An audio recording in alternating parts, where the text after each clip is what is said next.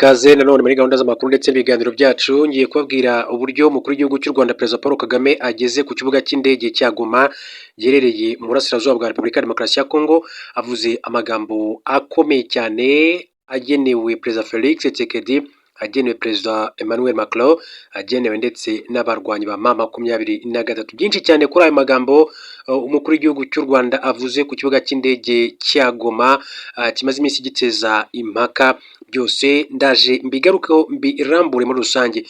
Mbere gato rero yuko tuganira kuri iyo nkuru cyangwa se kuri iyo ngingo y'ifungurwa ry'ikibuga cy'indege cya Goma ndetse n'umukuru w'igihugu cy'u Rwanda amaze kuhagera avuga amagambo akomeye cyane, reka tubanze turebere hamwe amakuru agezweho mu karere mu buryo bwihutirwa cyane, akomeje kugenda avugwa mu buryo bwinshi. Make rero amakuru akomeje kugenda avugwa mu karere ndetse n'ahandi hatandukanye muri rusange. Reka mbabwire ko AFCM 23 yongeye kwikoma igihugu cy'u Burundi. Umutwe wa AFCM 23 kuri iki cyumweru tariki 30 Ugushyingo wongeye kwikoma igihugu cy'u Burundi, ugishinja kuba rero nyirabayazana w'ibitero bitandukanye bimaze igihe bigabwa mu bice bitandukanye bituwe n'abaturage benshi cyane bo mu burasirazuba bwa Repubulika Iharanira Demokarasi ya Kongo. Hanyuma mu yari makuru akomeje kugenda avugwa nuko uwitwa Perezida Embaro wahiritswe ku butegetsi muri Guinea Bissau yamaze kugera i Brazzaville, ni ukuvuga muri Congo Brazzaville avuye i Dakar mu gihugu cya Senegal. Kuri wa gatandatu Perezida Umaro Sissoco Embalo rero yavanwe ku butegetsi muri Guinea Bissau, yageze mu murwa mukuru wa Repubulika ya Congo Brazzaville nyuma y'iminsi mike igisirikare gifashe ubutegetsi nk'uko bamwe rero mu bamwegereye babitangarije Reuters n'ibintara makuru y'Abongereza. Hanyuma kandi mu gihugu cya Kenya haravugwa inkuru y'ubwandu bushya bwa virusi itera sida bwafashe intera muri mujyi wa Nairobi. Bivuga ko intera ya Nairobi rero yanditse umubare munini cyane w'abanduye virusi itera sida muri Kenya, aho mu mwaka ushize habaruwe abantu barenga 3,000 bashya nk'uko imibare rero yashyizwe ahagaragara ku cyumweru tariki 30 Ugushyingo 2025 yakomeje kugenda ibigaragaza. Hanyuma rero mu yandi makuru mu gihugu cya Nigeria haravugwa inkuru y'akababaro cyane, umupasiteri n'abakristu bashimutiwe mu rusengero. Nibura abantu 12 barimo umushumba w'itorero bashimuswe ku cyumweru tariki 30 Ugushyingo basanzwe mu rusengero rwo mu cyaro rwagati muri Nigeria. Ibi bikaba rero ari rimwe mu ruhererekane rw'ishimutwa ribaye muri iki gihugu mu byumweru bike cyane. Kandi mu yari bakuru akomeje kugenda avugwa nuko Israel baraye mu myigaragambyo ikomeye cyane isaba perezida kutazaha imbabazi uwitwa Benjamin Netanyahu. Imbaga y'Abayisrael barakaye yateraniye hanze y'urugo rwa Perezida Isaac Herzog i Tel Aviv mu rwego rwo kwigaragambya bamagana icyifuzo cya Minisitiri w'Intebe Benjamin Netanyahu gisaba imbabazi ku byaha bya ruswa. Ni imyigaragambyo yadutse mu ijoro ryo ku cyumweru nyuma y'amasaha make Benjamin Netanyahu ufite imyaka 76 asabye imbabazi Perezida mu rubanza rwe rumaze igihe kuri ruswa. Atiwe rero yemera icyaha cyangwa se ngo agaragaze ko yicujije.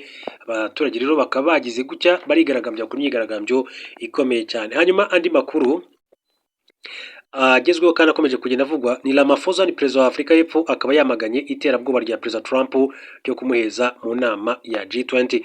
Ku cyumweru perezida wa Afurika y'Epfo Ramaphosa yamaganye iterabwoba rya perezida wa Leta Zunze Ubumwe za Amerika Donald Trump ryo guheza Pretoria mu nama G20 y'umwaka utaha, nubwo yemera ko Afurika y'Epfo ari umunyamuryango washinze uyu muryango. Hanyuma rero ibyo rero n'amakuru atandukanye akomeje kugenda avugwa mu karere, hari n'andi menshi cyane turaza kujya tugarukaho amakuru yacu ari imbere, ariko reka tugaruke ku nkuru yacu nyamukuru mbabwira ko rero umukuru w'igihugu cy'u Rwanda Perezida Paul Kagame yagize gutya avuga amagambo akomeye cyane ku gufungura ikibuga cy'indege cya Goma. Yagize ati Macron yigeze avuga kuri FDLR, Perezida Kagame ku banyaburayi rero bashaka ikibuga cy'indege cya Goma. Perezida wa Repubulika y'u Rwanda Paul Kagame yatangaje ko ibihugu by'i Burayi byifuza ko ikibuga cy'indege cya Goma gifungurwa, byirengagije ko ikirere cya Repubulika ya Demokarasi ya Kongo gifunze, ndetse hari n'umutwe w'iterabwoba FDLR ukorera mu burasirazuba bw'iki gihugu ukanateza umutekano muke mu karere. Mu Kwakira 25 Ubufaransa bwateraniye inama igamije gushaka uko ibikorwa by'ubutazi bugenerwa abatuye muri Kivu y'Amajyaruguru ndetse na Kivu y'Amajyepfo. Perezida rero Emmanuel Macron avuga ko mu gihe gito ikibuga cy'indege cya Goma rero kizafungurwa kugira ngo rero imfashanyo igere ku bo zigenewe. Mu kiganiro n'abanyamakuru ku itariki 27 Ugushyingo 2025 Perezida Kagame yavuze ko ubu bidashoboka kunyura mu kirere cy'Iburasirazuba bwa Repubulika ya Demokarasi ya Kongo ko ikirere gifunze. Ati indege ntabwo ziguruka mu kirere cy'uburasirazuba bwa RDC kuko guverinoma ya RDC yafunze ikirere cyabo, none urashaka gufungura ikibuga cy'indege ahantu ikirere gifunze. Abanyamurayi bavuga ko ikibuga cy'indege cya Goma kigenzurwa na M23 n'abandi baba ari inyuma. Perezida Kagame yasobanuye ko kuva mu bihe bishashize FDLR ifite ibice byinshi cyane igenzura mu burasirazuba bwa RDC. Ati guverinoma ya RDC, FARDC na FDLR, mu by'ukuri FDLR igenzura ibice byinshi cyane kuko buri munsi babaga rero bahanganye na M23, na mbere yuko bariya bagenzura ikibuga cy'indege bahagera, Perezida Macron akaba yigeze kandi agira icyo ashaka kuvuga kuri FDLR. Atuzi impamvu, ati hari amateka maremare hagati y'iyo FDLR n'abo bandi banyaburayi. Yashimangiye koko abagenzura ikibuga cy'indege cya Goma batari M23 nabo bo mu Burayi bagenzura FDLR. Ati niyo mpamvu rero ntacyo bajya bavuga kuri FDLR. Uzabibona igihe cyose iyo havuzwe ikibazo cy'umurasirazuba bwa Kongo bavuga M23 ishyigikiwe n'u Rwanda, bagera kuri FDLR bakongorera badakeneye cyane ko hari ubyumva. Perezida Kagame rero yasobanuye ko ku ruhande rwa guverinoma ya RDC hari abantu bamwe bafite uruhare muri ibi bikorwa bibi atari guverinoma yose. Ashimangiye ko abanyaburayi bafite uruhare rukomeye cyane mu mateka asharira u Rwanda rwanyuzemo kugeza kuri jenoside yakorewe abatutsi mu mwaka w'1994. Ati niba bibwira ko bashobora kuducerekesha ngo tureke kuvuga uruhare rwabo mu bibazo bikomeye bishingiye ku mateka byabaye hano mu Rwanda bikambuka muri Kongo, aho ubu hari imvugo z'urwango bikozwe n'abayobozi n'abo bandi bo mu Burayi, bagashaka rero kubipfukirana ndetse kandi ntibashake no kubivugaho. Hanyuma bakavuga kuri Goma M23 n'abandi bayigenzura, ariko aho byavugiwe hari naho bandi bagenzura guverinoma ya RDC na FDLR. Ati niyo mpamvu rero nta muntu ushaka kuvuga kuri FDLR. Perezida Kagame yagamije ko mu gihe abanyaburayi rero bakwifuza ko abantu basubiza amaso inyuma bakareba uruhare rwabo mu mateka ashariye y'u Rwanda n'akarere rurimo muri rusange, nabyo bishobora gukorwa. Umujyi wa Goma wafashwe tariki 27 Mutarama 2025 nyuma y'imirwano ikomeye cyane yahuje ingabo za FARDC SADC zarwanaga ku ruhande rwa na SADC zarwanaga n'umutwe wa M23 rero wagiye ushinjwa kenshi cyane gufashwa na leta y'u Rwanda. Kandi umukuru w'igihugu cy'u Rwanda yavuze ko u Rwanda nta ruhare rufite mu bibazo biri mu mubano wabwo n'u Burundi. Ashimangira ko Burundi ariko bwafashe icyemezo cyo gufunga imipaka yo ku butaka. Burundi bwafunze imipaka yabwo n'u Rwanda muri Mutarama 2024 burushinja gufasha umutwe witwaje intwaro wa Leta Itabara. Iki ni ikirego u Rwanda rwatewe twatsi rugaragaza ko ari uburyo bwo kwihunza inshingano zo gukemura amakimbirane ari imbere mu gihugu cy'u Burundi. Kuva icyo gihe rero hagiye kandi habaho ibiganiro byo kubyutsa umubano, ariko bikarangira nta musaruro bitanze. Mu kiganiro Perezida Kagame kandi yagiranye n'abanyamakuru kwa 27 Ugushyingo 2025 yabajijwe aho umubano w'ibihugu byombi uhagaze uyu munsi, nyuma y'uko hashize iminsi rero mike hari impunzi z'abarundi zari mu Rwanda zitashye, ndetse kandi abasirikare b'abarundi bakitabira inama iherutse guhuriza i Kigali abagaba b'ingabo zirwanira ku butaka. Perezida Paul Kagame yavuze ko nta kirahinduka mu mubano w'ibihugu byombi kuko imipaka igifunze.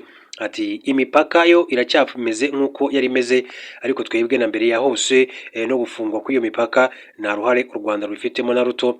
Abarundi nibo bahisemo no gufunga imipaka, turababwira ngo aho bazashakira gufungura, twebwe ntabwo twigeze rero dufunga. Yakomeje avuga ko nubwo bimeze gutyo abaturage b'ibihugu byombi bashobora kugenderana, ndetse ko hari igihe hajya habaho ibiganiro byo kuzahura umubano. Ati rero harabava i Burundi bakaza hano, hari abo njya numva bava hano bakajya i Burundi. Ati hari abagenda na Rwandair, sinzi niba ikijyayo, ariko hagati aho muri uko gushakisha ati twabana dute birenze ibi birushijeho kuba byiza. Ati abantu rero baravugana, twe nta na rimwe twigeze dushaka kugira abaturanyi tutameranye neza, ariko nyine bijya biba. Ati biraba n'ubu birahari, ariko muzakurikira neza ntabwo byigeze biduturukaho na rimwe. Niyo mpamvu rero kugenda no kugaruka twe abantu aho bashakiye baraza, aho bashakiye baragenda. Perezida Kagame yavuze ko kugeza ubu umubano w'u Rwanda n'u Burundi nta kintu gishya kindi. Ku bijyanye n'impunzi ziherutse gutaha, Perezida Kagame yavuze ko zibifitiye uburenganzira mu gihe cyose zibifuza. Kwa 25 Ugushyingo 2025 impunzi z'abarundi 115 ziganjemo izabaga mu nkambi ya Mahama mu karere ka Kirehe kuva muri 2015 zatashye zinyuze ku mupaka wa Nemba mu karere ka Bugesera. Icyemezo cy'undi cyo gufunga imipaka cyaje nyuma y'amarenga Perezida Ndayishimiye yari yaciye mu ijambo risoza umwaka wa 2023 ko ashobora gufunga imipaka ihuza igihugu cye n'u Rwanda nyuma yo kurushinja gufasha umutwe wa Leta Itabara urwanya ubutegetsi bwe. Ibirego u Rwanda rwatewe twatsi rugaragaza ko nta shingiro bifite, dore ko n'ibice Leta Itabara yanyuzemo itera Burundi nta bihuriye n'u Rwanda. Rwanda nyuma yo gufunga umupaka. Ndayishimiye yagiye agaragara mu mvugo zitandukanye zishinja u Rwanda ko rushaka gutera igihugu cyabo, nyamara rukabihakana rugaragaza ko nta shingiro bifite. Mu bihe bitandukanye rero byinshi byakomeje kugenda bivugwa muri rusange. Hanyuma mu yandi makuru akomeje kugenda avugwa, aba ari menshi cyane. Amakuru aba akomeje kugenda avugwa yaba mu Rwanda ndetse no mu karere muri rusange, byinshi biba bikomeza kugenda bigarukwaho. Mba nifuje nyiri ko tujya tuganira kuri aya makuru kugira ngo aho muri mu mirimo yanyu cyangwa se mu kazi mujye gukomeza kugenda mumenya n'iki gikomeje kugenda kivugwa. Umunyamabanga mukuru w'umuryango FPR Inkotanyi Gasamagera Welalsi akaba rero ari umunyamabanga mukuru w'uyu muryango wa FPR Inkotanyi, akaba rero yashimiye abitabiriye umuhiherero w'uyu muryango i Burayi ku ruhare bakomeje kugira mu iterambere ry'igihugu, abasaba gukomeza kugishakira amaboko mu bihugu batuyemo kandi abizeza ko u Rwanda rubashyigikiye mu bikorwa byabo by'iterambere. Kwa 29 Ugushyingo 2025 nibwo abanyamuryango ba FPR Inkotanyi basaga 720 baturutse mu bihugu bitandukanye by'u Burayi bahuriye mu mwiherero wabereye i Paris mu Bufaransa, umwiherero ubaye ku nshuro 13 uje ukurikirana n'uwabereye i Copenhagen muri Denmark mu Ukwakira 24 wari witabiriwe n'abarenga 700 wabereye mu mujyi wa Cologne werereye mu burengerazuba bw'Ubudage, wabaye mu Ukwakira 25 nawo witabiriwe n'abagera kuri 700.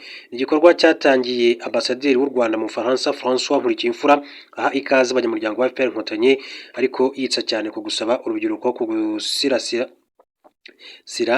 gusigasira ibyagezweho mu Rwanda. Ati nimwe mufite inshingano zo gusigasira ibyiza byagezweho n'igihugu cyacu, ahani dukesha umuryango wacu kandi mukarushaho kugiteza imbere. Ati biragaragaza ubushake n'urukundo dufitiye umuryango, dufitiye u Rwanda.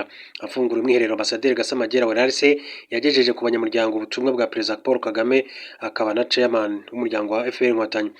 Yantumye ngo mbashimire umusanzu mukomeje gutanga mu kubaka igihugu cy'u Rwanda, mbashimire gukomeza kandi guharanira icyateza imbere urwababyaye ndetse no gukomeza umuryango wa FPR Inkotanyi nk'umusingi byubakiyeho.